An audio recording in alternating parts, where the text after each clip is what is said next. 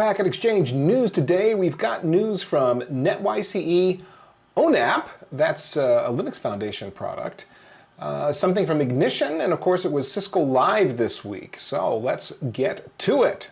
First up, we've got NetIce. Yeah, they announced a compliance solution, fully automated network compliance solution, they're saying.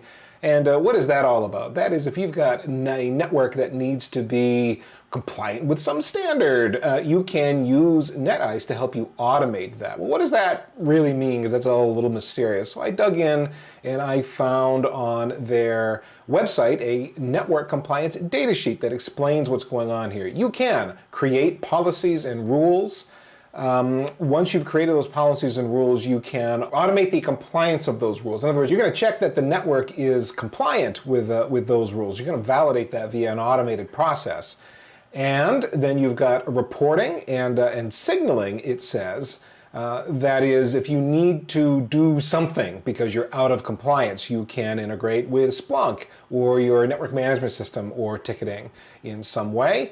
And then you can complete with mitigation. That is, you can automate whatever it's going to take to make the change so that you're now compliant. You can do that with the NetIce solution. And if you've not heard of this solution, NetIce, they've been around for quite a while. I want to say 15-something years. I've talked to one of the founders, Wim Garrett's, a few times about this product. And there is an open source it's limited. I can't remember if it's open source, but it's just very limited. But there is a way you can get started with the product for free if you want to find out more about it. Next up is the Linux Foundation with news about ONAP. ONAP's 6th release has been made public now, Frankfurt. And this is really oriented at service providers, people that are running big telco networks and such. And most of the releases and the features that have been put into this product are tied into those folks. There is a ton of release notes here. If you dig through to docs.onap.org and click through to the release notes for Frankfurt, it's not just like, oh, there's a little page of release notes. It's a whole bunch of things that you can click through, tied to different subcomponents of the ONAP project. Lots and lots of information there. There is also a public webinar presentation, a bunch of slides that you can look at that would help you get your head around what's new in ONAP as well if you're in that ecosystem. Don't you love that slide? Isn't it great? That's the ONAP architecture. Now you know what ONAP is, right? Because you're looking at that diagram, right? You got it? Yeah, all right. And I'm sorry, that was an overwhelming diagram. It's actually excellent if you take the time to focus on that diagram and take a look at it. You get a sense of what ONAP is trying to achieve for you and how different modules are meant to interrelate. But it is a little overwhelming if you've not seen it before. But then as you dig through that slide deck, you'll find that the big key things here for Frankfurt: 5G support, standards harmonization, deployment readiness through continuous integration and security improvements, and some new functionality and improved operations. They're just making it better to use and aiming it at these telcos who are putting 5G into the real world now and are leveraging that. ONAP here is a tool that's helping you with automating in that world. Packet Push's Ignition is our membership site. $99 a year, you get access to everything that we've put into Ignition. It's a growing library of kind of white papers and articles and videos and courses that are meant to help you with new and emerging technology and to ground you very well in some fundamentals as well. And we've published a new course. This is by Eric Chow. Eric, if you aren't familiar, he's been on the Packet Push's Heavy Networking show a few times talking about his book related to Python automation. He's put a few different editions out about that. I think the most recent one I did with Eric was in the Briefings and Brief channel, where we just talked about what was new in the latest edition of his book. Well, we were able to hire him to put this course out, Practical Python Lessons for Networking. And it's meant to be exactly that. It's not teaching you everything there is to know about Python. It's assuming you've got some basic functionality there, but it's aimed at getting you up and running, doing useful things with Python for network automation. And it's broken out with labs, very practical, hands-on here. Involves Nornir. You can do things like detect route changes, script SMS alerts. There's some code refactoring, dealing with Python packages. and so on. Eric is a great instructor, and I think you really get some value out of that course. Again, if you're a member already, yeah, it's there for you. Go take the course. If you're not, ignition.packetpushers.net, $99 a year. CiscoLive was this week. It was a virtual event for all the reasons that we know. I attended several different CiscoLive sessions. The way it worked was you were logged in, you had access to 4 different channels, and those 4 different channels were running live content. Some of that, well, I say live content, it was streaming. That is, you couldn't grab that content on demand at that point. I think you can now, but you couldn't at that moment.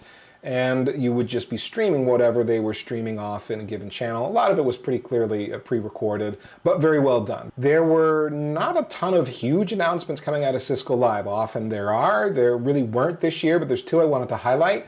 One, this headline doesn't really tell us much. Cisco radically simplifies security for today's accelerated IT agenda. Okay, from an engineering perspective, it's SecureX. That's what you care about.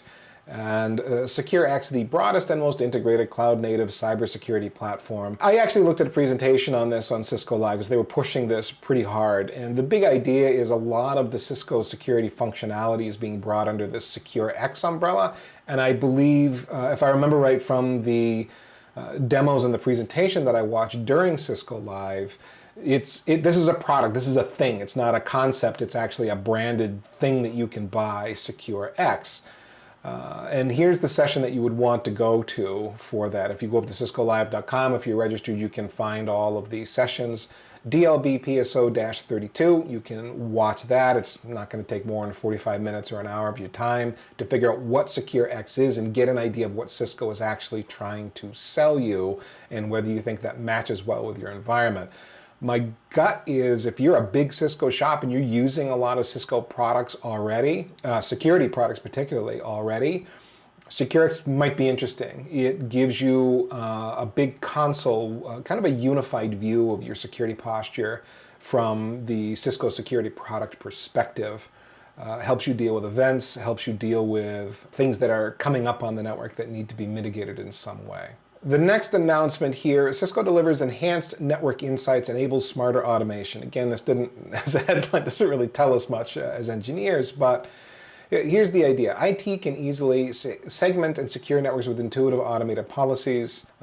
Cisco DNA Center and Cisco DNA Spaces now provide greater insights into IoT endpoints. They push this a bit. If you got more IoT stuff and you're using DNA Center, you're getting more value there within that DNA environment. And then the last one, and the one that stuck out to me the most, is that 3rd bullet point. Cisco SD-WAN integrated with Cisco Umbrella, that is their secure DNS service, helping customers evolve towards SASE, Secure Access Service Edge Architecture. There's that acronym again, SASE. There was a presentation on this also that I watched at least part of. Cisco Umbrella, the SASE convergence of cloud security and networking, and the whole idea here was showing how you would integrate Cisco Umbrella with Cisco SD-WAN, which was Viptela. I believe that was the Viptela product that they were showing us in that. Well, yeah, look at that. Right on the page that I'm staring at, it says SD-WAN Viptela. Yeah, most of my memory is correct on that. Again, if you go to CiscoLive.com and go to the on-demand library, you can search all sessions and get a sense of all kinds of stuff. There were plenty of sessions there that were maybe interesting to you if you're an engineer. A lot of information there that should be valuable to you. That's the news for this week, and now let's move on to our Ask Me Anything. Our AMA today is, hey Ethan, what's it like to work with Greg Ferro? And I think I know where that question is rooted, because Greg is Greg. Lots of personality. He can be very aggressive and even controversial on podcasts and such, where you've heard him on the Packet Pushers Podcast Network. So is he like that in real life? What I would say working with Greg is like, he and I are oddly suited for each other. We are different people that complement each other very well, and so the working relationship has been great. And besides that, we've got a great friendship too. We've known each other 10 years. Oh, bro love, yeah, all that stuff for sure. Greg's one of the greatest friends I've ever had. He is, as a person, very caring about his fellow man, considerate, thoughtful, all of those things that you would want in a coworker and a business partner and friend. No doubt about it. So if all you think of is he's this curmudgeonly, kind of grumpy, skeptical, disagreeable occasionally type on a podcast, no, that's not what he's like in real life. And I think if you worked with him day to day and knew him like I do, you would maybe see him different. Working with Greg is awesome. One of the longest running relationships that I have ever had, over 10 years now, and I'm hoping for 10 more. Our educational section today, OSPF or EIGRP. Now, this is a silly question. It's a really silly question to be asking. And so we're not actually going to talk about OSPF and EIGRP in much detail and like do this comparison between the two and try to decide which is the superior routing protocol, because I think it's a dumb conversation to have. And so what I really want to do is spend some time here explaining what it is to think about when you are evaluating a technology, and we're going to use OSPF and EIGRP as an excuse to have this conversation. How to choose a routing protocol. In other words, you don't start with a couple of technologies and then say, which is better, and have religious arguments. You think about a problem, the sort of problems you might run into, and then figure if there's a tool out there that can help you with these problems that you have identified. So for example, information hiding. What are we talking about there? Route summarization, for example. That's a form of information hiding where you're taking a bunch of very granular routes and you're hiding them inside of a summarized route where a bunch of subnets are, instead of being announced individually, are all covered under one supernet announcement. Well, if we're going to talk about OSPF and EIGRP, fine. OSPF, you can only summarize at the borders. You can't really summarize within an area. That's not how that works.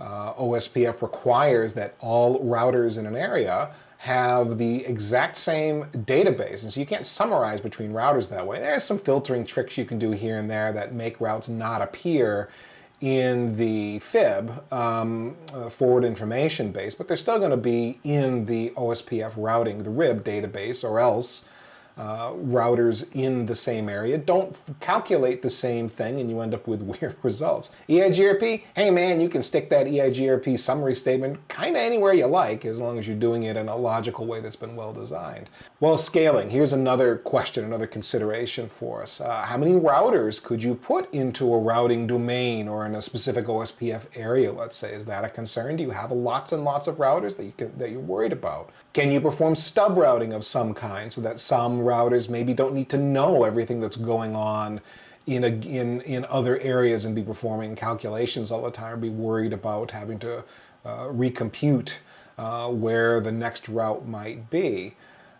So how, again, if we're talking about how to choose a routing protocol, how that routing protocol helps you scale, can you go to dozens, hundreds, thousands of routing devices in that network? It could impact your decision here. ECMP, equal cost multipath. Do you have the ability with these routers to have as many equal cost multipath routes as you would like?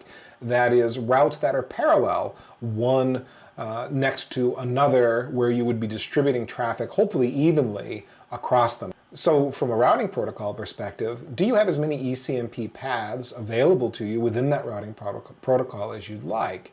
And the answer again is mostly going to be data center driven, where if you are in a data center and you are between tiers, like leaf and spine tiers, you're looking at needing a certain number of parallel paths. You want to make sure your routing protocol supports that.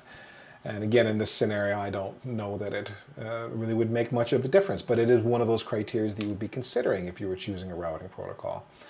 Convergence time, that is another one. How quickly, in the face of a changing network state, link up, down, routes withdrawn, routes added, how long does it take for the routing domain to converge, for routes to be reappear in the forward information base once the calculations have been done at the RIB level? Again, if we're talking EIGRP or OSPF, it kind of doesn't matter. You can tweak timers. You can use bidirectional forwarding detection. So BFD can help you increase those convergence times rather than waiting for things like hello timers to expire and such. But again, that's one of those considerations. If you're choosing a routing protocol, that should be on your list. Dual stack support should be there. Can you do everything with IPv4 and IPv6 and administer that routing domain effectively? Open source options, I think this is increasingly a big deal as we look more and more to white box using x86 as an effective 10 gig router. It's easy to do these days with the horsepower that's out there. And so maybe you'd want to run an open source implementation of the routing protocol rather than buy something branded from Cisco or Juniper, etc. Well, why might you want to do that? If all you need is just basic, hey, why necessarily spend big money for a big iron box that does a lot of things you don't need if all you're trying to do is move some data around, maybe have some basic policy management. If there are OSS, open source software, versions of the protocol you're interested in running out there, then that might inform your choice to use it. And all you need to know then is how complete are those open source implementations of the protocol. Open source OSPF doesn't mean everything that could be, that has been defined in an IETF RFC for OSPF has been implemented, and maybe you care about some of those things. EIGRP, if we're going to talk about that, well, there is an RFC out there. It's an informational one that was published by Cisco. You could write an EIGRP open source implementation if you wanted to. And as far as I know, there is no open source EIGRP implementation out there. So that, maybe OSPF would be where you'd want to be. Industry support is another question here. How widely is the routing protocol you're thinking about supported? Well, Cisco EIGRP, you walk into a shop that's been a Cisco shop for a long time, and there's a fairly decent chance they're running EIGRP. And unless you've got a good reason to get rid of it, if you haven't had a technically compelling reason to get rid of it, it's probably still there alongside of OSPF. But the considerations here are, one, interoperability. If you need that routing protocol to talk to things not from a particular vendor, well, do the other vendors speak that protocol? Well, OSPF has been, at least for IGPs, is the lowest common denominator. BGP is increasingly being used as an IGP, whereas EIGRP, again, not a thing that you really see outside of the Cisco realm. So interoperability might drive a particular choice of routing protocol for you. And then vendor lock-in is another one. Now, I'm picking on EIGRP here just because it's so common and most of you that are watching this have some inkling of what I'm talking about. But there are other oddball, strange routing protocols that are out there that are put out by various vendors. You don't have to dig too far to find some of them. They show up in a bunch of odd places. And so, again, when you make a choice to use something weird or unusual or not standard, vendor proprietary, there's some lock-in that goes on there. And that's maybe fine. Maybe that's exactly what you're looking for whatever your reasons are. Vendor lock-in isn't necessarily bad, but it's a trade-off you need to understand when making such a big decision as a routing protocol. Nerd knobs. So, hey, maybe you're an EIGRP hotshot and you've actually messed around with K values in your EIGRP domain. I don't know why you shouldn't have done that probably, but maybe you did, maybe that was you for some reason. Maybe you're thinking about, I would need to tweak my OSPF cost metrics in a strange way, or there's a peculiar timer I want, or I lean heavily into ISPF, or there's a bunch of nerd knobs we could go down that most of the time you don't need them, but occasionally there is some reason you really do need to have a particular nerd knob because it solves a problem for you. I would argue if you need a nerd knob, there's a design problem that would be better fixed with an improved design rather than a nerd knob. But I understand also that sometimes you're just given a crappy hand of cards and you got to play, and nerd knobs are the way out of a problem sometimes. So that's a consideration. Can you, with the routing protocol you're considering, can you turn a particular nerd knob that solves the weird problem that you are having? Finally, you might think about tunneling support. Can you form a network relationship through a tunnel? Is that a concern of yours? Is that a thing? So it's pretty specific. Really, what I'm trying to give you with this list is not a way to evaluate OSPF and EIGRP. Again, I'm not. I really titled the slide, if you notice, how to choose a routing protocol, in general, and I didn't give a thorough examination of everything you might consider, but just put a bunch of ideas out there. The point of this is not OSPF versus EIGRP, which, although I haven't heard it recently, I have heard it argued plenty in the past about. with religious fervor, and it's always been an insane and silly conversation to me. So let's ask the question a different way, because some of you have run into this. You've walked into an environment, maybe you're the new senior network engineer or something, and there's an EIGRP environment that you've inherited. Should you kick EIGRP to the curb and then do what? Well, probably replace it with OSPF if you're needing an IGP in your enterprise, which is, most of the folks I'm talking to, I think are probably enterprise engineers, not service provider, which would be a different conversation, some different needs there with some different contexts. But so just because you've got an EIGRP network, should you replace it with OSPF? Maybe some of the things on the previous slide stuck out in your mind is like, these are compelling reasons why I'd like to dump EIGRP and go to OSPF. Okay, well, you can argue that with OSPF and EIGRP. You replace EIGRP with OSPF, you replace one kind of routing with a different kind of routing. Did it give the business any special capabilities that they didn't have before? Maybe, again, but maybe not. So if you think you want to do this though, well, what's your migration strategy look like?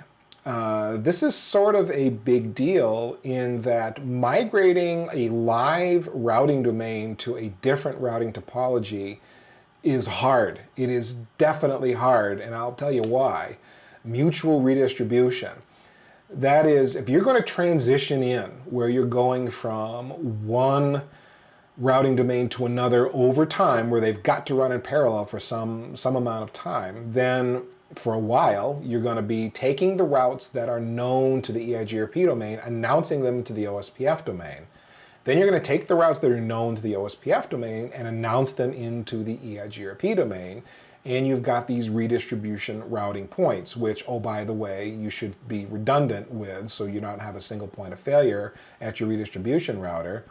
And now you have the problem of route feedback loops, where you're routing one set of routes into the other domain and then back into itself, and convergence. I've actually seen this happen in real time. It's wild, where you actually see one domain collapse in on itself because it's being announced routes that originated from itself from a different routing domain that has superior administrative distance, and round we go. It's now, all of these problems can be overcome, but the question you need to ask yourself is, are you good at mutual redistribution? And if you go, yes, are you really? Are you really good at this? Because it's really fraught with peril to do this. And it's a big deal if you've got a very large routing domain.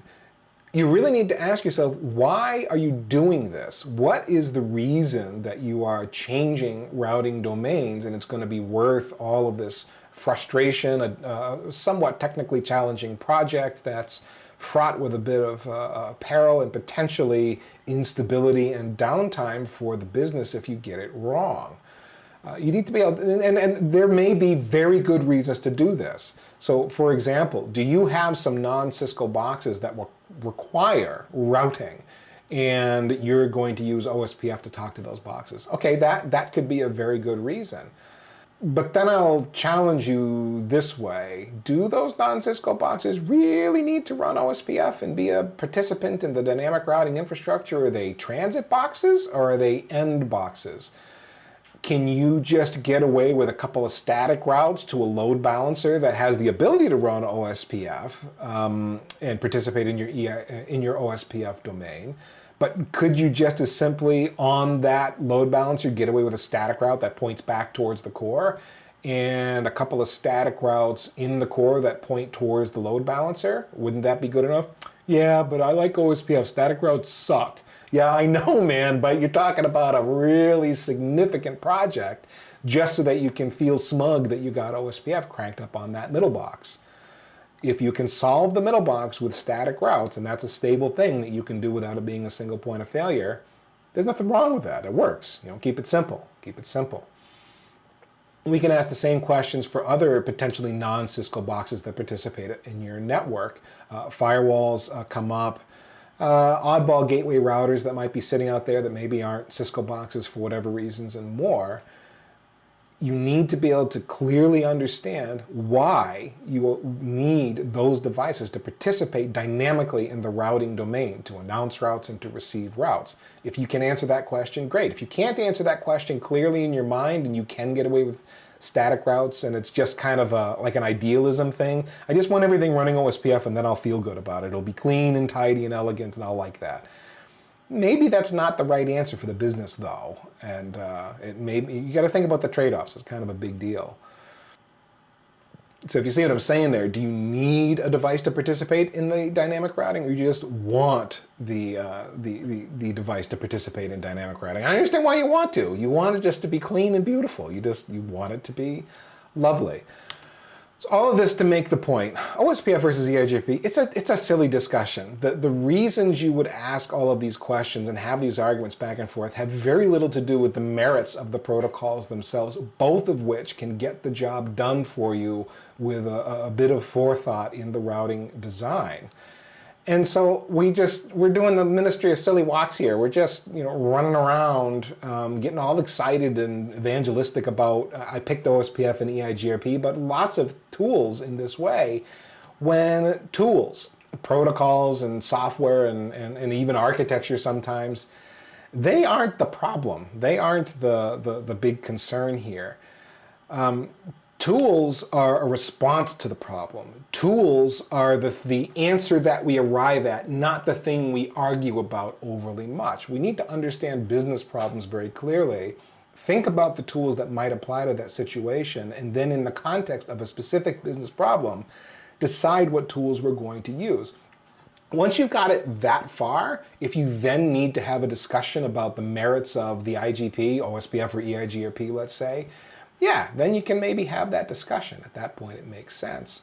But if you're just arguing about the protocol by itself, it's kind of like saying, I like hammers, I like screwdrivers. Let's have a fight about hammers versus screwdrivers. Yeah, but if the problem you're trying to solve is driving a nail, why are you arguing about hammers and screwdrivers? You know the hammer is the right answer to solve that problem.